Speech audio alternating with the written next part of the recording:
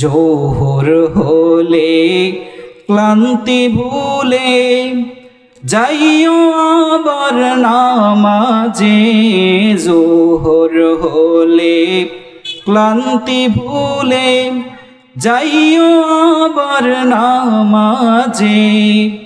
জোহরের নামাজ কাজা হলে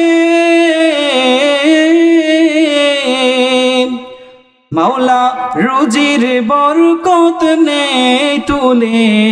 রাত পোহালো সকাল হলো চলো যাই নামাজে। রাত পোহালো সকাল হলো সিজদা করব না গায়রুল্লাহ। সিজদা করব এক আল্লাহ। নেই কেহ মাবুদ আল্লাহ ছাড়া। লা ইলাহা ইল্লাল্লাহ, লা ইলাহা ইল্লাল্লাহ, লা ইলাহা ইল্লাল্লাহ, লা ইলাহা ইল্লাল্লাহ মুহাম্মাদুর রাসূলুল্লাহ। कौनाइन के मुख्तार खुदा तुमको बनाया। कौनाइन के मुख्तार खुदा तुमको बनाया। उम्मत की निगहबान खुदा तुमको बनाया। उम्मत की निगहबान खुदा तुमको बनाया। या रब मेरे आँखों में समा जाए मदीना। या रब मेरे आँखों में समा जाए मदीना। मुद्दत से मेरे दिल में तमन्नाए मदीना। मुद्दत से मेरे दिल में तमन्नाए मदीना। আমরা জানি যে আল্লাহ রাব্বুল আলামিন এই দুনিয়াতে আমাদেরকে পাঠিয়েছেন শুধুমাত্র তার ইবাদত করার জন্য। এখন ইবাদত তো করব ঠিক আছে, কিন্তু আমাদের জান জীবন চলতে হলে তো আমাদেরকে রিজিকের ব্যবস্থা করতে হবে। তো আল্লাহ রাব্বুল আলামিন সেই ইবাদতের পাশাপাশি কিভাবে আমরা রিজিক তালাশ করব সে সম্পর্কে তিনি বলেন। আল্লাহ পাক রব্বুল আলামিন বলেন, ইয়া আইয়ুহাল্লাযীনা আমানু ইযা নুদিয়া লিস-সালাতি মিন ইয়াউমিল জুমআহ। আল্লাহ পাক রব্বুল আলামিন সূরা জুমার 10 নম্বর আয়াতের মধ্যে বলেন, ও দুনিয়ার মুমিন মুসলমান, যখন তোমাদেরকে নামাজের জন্য আহ্বান করা হয়, জুমার দিনে যখন জুমার নামাজের জন্য আহ্বান করা হয়, অথবা অন্য যে কোনো সময় মুয়াজ্জিন যখন নামাজের জন্য আহ্বান করে, ফাসাউ ইলা যিকরিল্লাহ,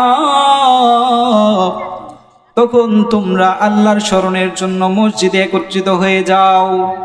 দৌড়ে এসো, কিভাবে আল্লাহ তাআলার ইবাদত করা যায়, ছুটে যাও, ছুটে যাও। ওয়াদারুল বাইব, তোমাদের দুনিয়ার যত ব্যস্ততা আছে, যত ব্যবসা বাণিজ্য আছে, বেচা কেনা আছে, যত কাজ কারবার আছে, সব কিছু ছেড়ে দিয়ে আল্লাহর ইবাদতের জন্য মশগুল হয়ে যাও। যালিকুম খায়রুল লাকুম ইন কুনতুম তা'লামুন, এটাই হচ্ছে তোমাদের জন্য কল্যাণকর যদি তোমরা বুঝে থাকো, যদি তোমরা জেনে থাকো। আল্লাহ পাক রব্বুল আলামিন এখানে শুধুমাত্র তার ইবাদতের দিকে আহ্বান করেছেন, কিভাবে তার ইবাদত করতে হবে। যখন নামাজের সময় হয়ে যায়, যখন রোজার সময় হয়ে যায়, যখন অন্যান্য ওয়াজ মাহফিলের সময় হয়ে যায়, যখন কোরআন তেলাওয়াত করা হয়, তখন কোরআন তেলাওয়াত শোনার জন্য, এই কোরআনের আলোচনা শোনার জন্য তোমরা প্যান্ডেলের ভিতরে এসে বসে যাও। এটাই হচ্ছে যখন যেই কাজ, আল্লাহর কাজ আসলে আল্লাহর কাজে তোমরা যুক্ত হয়ে যাইবা।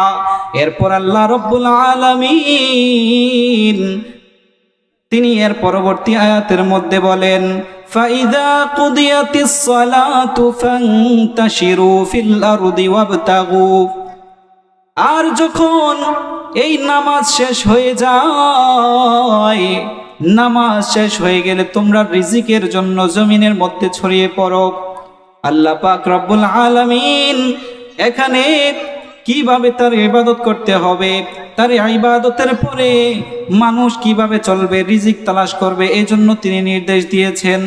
আল্লাহ তাআলা এই আয়াতের মধ্যে সিরিয়াল বাই সিরিয়াল বলে দিয়েছেন, যত চায় ঝামেলাই থাকুক না কেন, যখন মুয়াজ্জিন আযান দিয়ে দেয় তখন আল্লাহর ডাকে, মুয়াজ্জিনের ডাকে সাড়া দিয়ে মসজিদে নামাজের জন্য যেতে হবে, ঠিক কিনা? এরপরে আল্লাহ রাব্বুল আলামিন বলেন যে নামাজ শেষ হওয়ার পরে তোমার যা মনে চায় তুমি তাই করো। তোমার ব্যবসা করা দরকার, ব্যবসা করো। তোমার ক্ষেত খামার করা দরকার, ক্ষেত খামারে যাও, চাষবাস করো। গাড়ি চালানো দরকার, গাড়ি চালাও। অফিস করা দরকার, অফিসে যাও। কিন্তু আগে নামাজ পড়তে হবে। কি পড়তে হবে? নামাজ আগে পড়তে হবে। কারণ যেখানে আল্লাহর কাজ চলে আসে সেখানে দুনিয়ার আর কোনো কাজ টিকতে পারে না। কারণ আল্লাহর কাজের পরে যখন মানুষ নিজের কাজে যায় তখন এই কাজের মধ্যে বরকত আসে। আর মানুষ যদি আল্লাহর কাজ ছেড়ে নিজের কাজের মধ্যে লিপ্ত হয়ে যায় তখন সেই কাজের মধ্যে আর বরকত থাকে না। এজন্যই আল্লাহর কাজ আগে করতে হবে। নামাজের সময় হলে নামাজ পড়তে হবে, রোজার সময় হলে রোজা করতে হবে, এরপরে অন্য কাজ।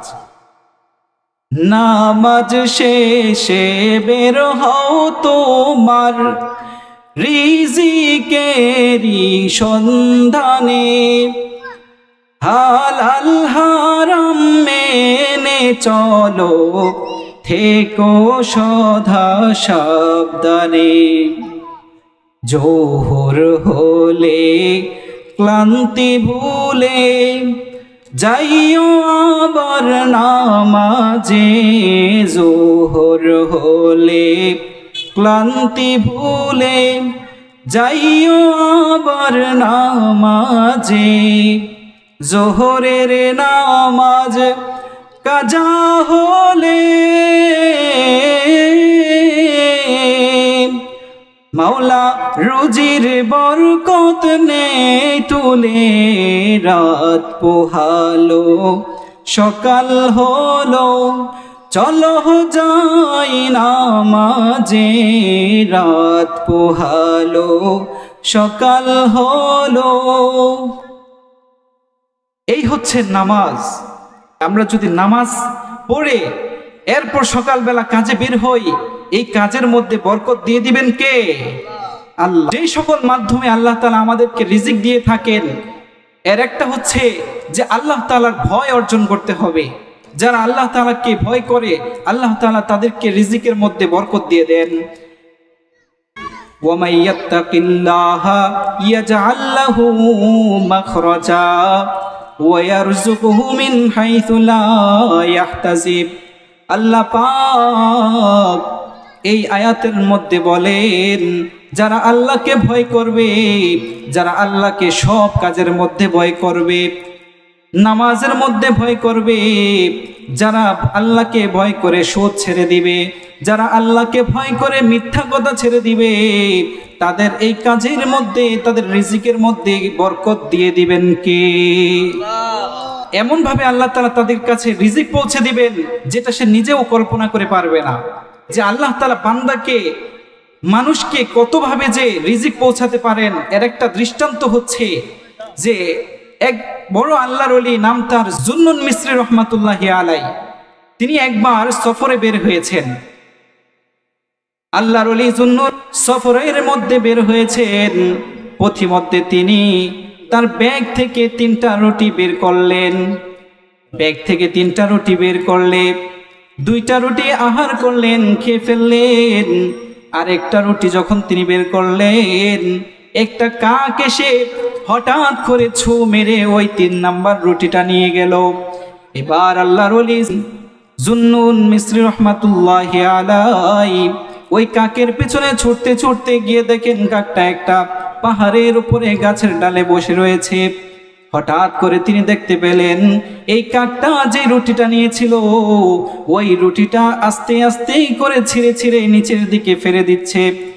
আল্লাহর ওলি জুন্নুন মিসরি রহমাতুল্লাহি আলাইহি এই ঘটনা দেখে খুবই অবাক হয়ে গেলেন। তিনি বলতে লাগলেন, কাকটা কি করছে? সে তো নিচেও খাচ্ছে না, বরং এটাকে ছিঁড়ে নিচে ফেলে দিচ্ছে।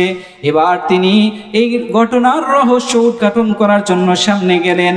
গিয়ে দেখেন এই কাকটা যে জায়গার মধ্যে রুটিটা নিক্ষেপ করছে, ওই নিচের মধ্যে এক অন্ধ ব্যক্তি, সে নড়াচড়াও করতে পারে না, সে শুধু শুয়ে রয়েছে।